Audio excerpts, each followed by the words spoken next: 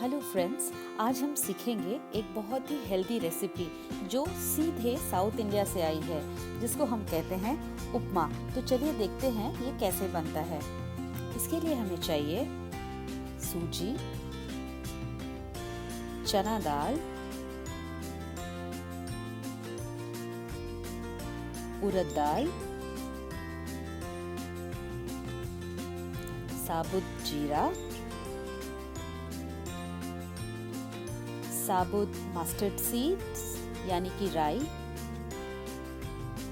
बारीक कटा हुआ प्याज, बारीक कटा हुआ हरा धनिया,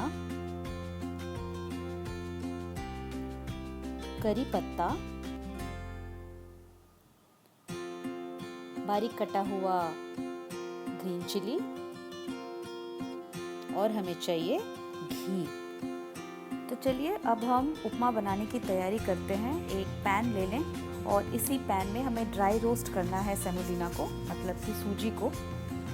ये बहुत ही इम्पॉर्टेंट पार्ट है उपमा बनाने का, क्योंकि जब हम ड्राई रोस्ट करेंगे सेमोलिना को तो ये जो सूजी है ये लाल नहीं होना चाहिए, ये सफ़ेद कलर हमें इंटैक्ट रखना है। सिर्फ और सिर्फ हमें सूजी को क्रिस्प तक कंसिस्टेंसी में ही पहुंचाना है। इसको हमें पूरी तरह से रेड नहीं करना है, जैसे कि हम जनरली हलवे के लिए करते हैं।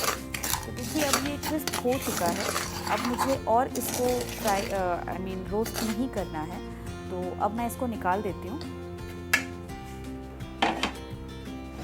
तो चलिए अब हम इसको एक प्लेट पे निकाल लेते हैं और फिर तैयारी करते हैं उपमा बनाने की।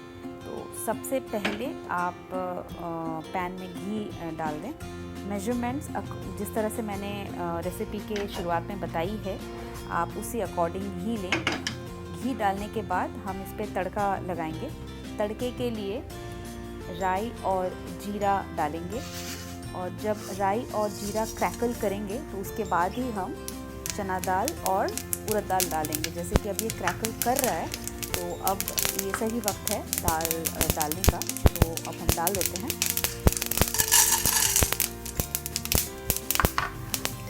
इस दाल को डालने के बाद आपको इसको थोड़ा चलाना पड़ेगा। थोड़ी देर तक आप इसको फ्राई कीजिए ताकि ये जो दाल का कलर है ये गोल्डन हो जाए।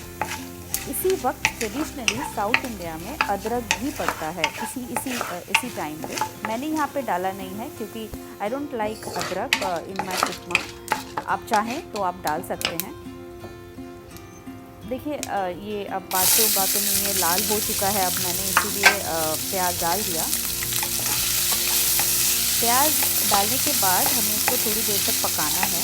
ध्यान रखिएगा प्याज हमें लाल नहीं करना है, इसको पिंक ही करना है। इसका रॉ स्मेल चला जाए, बस उतनी देर तक ही हमें पकाना है। तो इसको अब हम पकाते हैं ताकि जो प्याज है वो थोड़ा सॉफ्ट हो जाए और पिंक कलर आ जाए उस पर, अच्छे से लाइट पिंक हो जाए। तो देखिए अब ये लाइट पिंक हो गया है, ट्रांसलूसेंट हो गया है, सॉफ्ट भी हो चुका है। अब हम इस पर हरी मिर्च डालेंगे और करी पत्ता भी हम इसी वक्त ही डालेंगे। थोड़ा सा इसको चलाने के बाद अब मैं इस पर करी पत्ता डाल देती हूँ।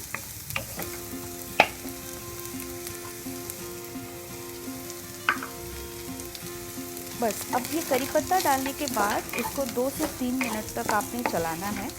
और जब आपको लगे कि करी पत्ता अच्छी तरह से फ्राई हो गया है, तब आप इस पर पानी डाल के इसको पकाइएगा। करी पत्ता बहुत ही इम्पॉर्टेंट इंग्रेडिएंट है। Since it's a healthy recipe, तो करी पत्ता आपको डाइजेशन में हेल्प करता है। अब ये पक चुका है लगभग। अब मैं इस पर पानी डाल सकती हूँ। तो जैसे कि मैंने 1 कप सूजी लिया था, तो मुझे इस पर 2 कप पानी डालना पड़ेगा। ठीक है, तो अब हम डालेंगे इस पर पानी।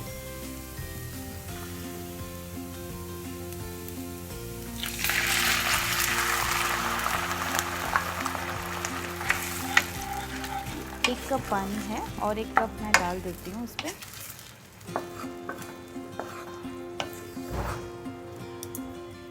मैंने अब देखिए मैंने 2 कप पानी डाल दिया है और अब मैं इसको सीजन करूँगी नमक के साथ, जो आप अपने टेस्ट के अकॉर्डिंग ही डालिए।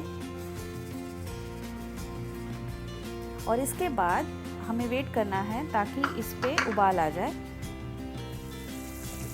देखिए जैसे कि ये उबल रहा है। Now this is the right time to put semolina in this.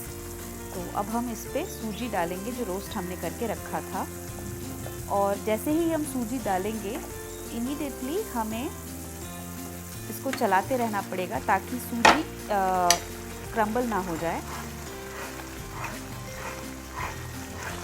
Continuous आप सर्कल मोशन में चलाइए, और जब आपको लगे कि सूजी और पानी एक साथ मिक्स हो चुका है तब आप चलाना बंद करें, और इसको हमें कवर करके 5 मिनट तक पकाना पड़ेगा ताकि जो सूजी है वो अच्छे से कुक हो जाए और सारे फ्लेवर्स वो सोख ले। तो अब हम इसको ढक के पकाते हैं 5 मिनट तक। दोस्तों 5 मिनट हो चुका है, तो चलिए देखते हैं। जी, तो हमारा ये जो उपमा है आई थिंक ये लगभग तैयार है। चला के देखते हैं। हाँ जी, ये बिल्कुल तैयार है। ये now this is ready to serve. इस उपमा को आप ब्रेकफास्ट में चटनी के साथ और सांभर के साथ सर्व कर सकते हैं। दिस इज़ वेरी हेल्दी, और इस पे हालांकि मैंने घी का इस्तेमाल किया है, बट वो भी ½ टीस्पून। तो आप डरिए मत, ये आराम से बेखौफ होके आप ब्रेकफास्ट में खा सकते हैं। This is very healthy and this is very filling. So आप ज़रूर इस रेसिपी को ट्राई करें। Thank you so much for watching this video, and don't forget to subscribe my channel.